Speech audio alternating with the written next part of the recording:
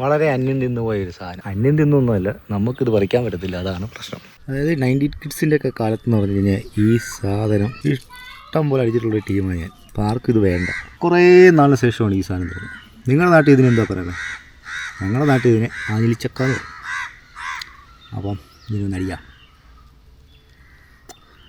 അയ്യോ അത്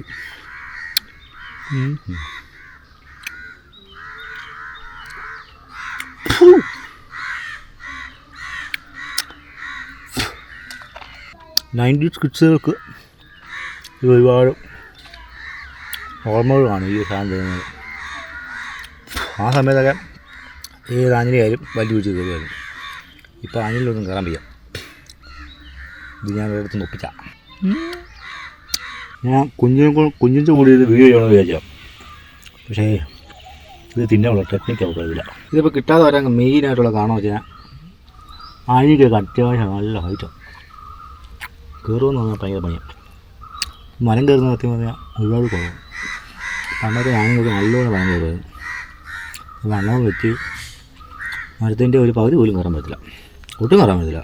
ഞാൻ ഇരിക്കുന്നത് ഒട്ടും മേളിൽ തന്നെ ഒരു ആഞ്ഞിലിയുണ്ട്, കണ്ട അതിൻ്റെ ഹൈറ്റ് ഉണ്ട്. അതൊക്കെ എങ്ങനെ കയറും? ഞാൻ ദിവസം യൂട്യൂബിൽ വീഡിയോ ഉണ്ടായിരുന്നു ആഞ്ഞിലിയൊക്കെ വിൽക്കുന്നത് ഉടുക്കത്തെ വില. ഇപ്പോഴുള്ള പിള്ളേർക്കൊന്നും ഇതിൻ്റെ ഒന്നും രുചി പോലും അറിയില്ല. പണ്ടത്തെ ആൾക്കാർക്കൊക്കെ ഒരു പുഴുങ്ങി തിന്നുമായിരുന്നു, പറിച്ച് വെച്ച് പൈപ്പിച്ച് തിന്നുമായിരുന്നു.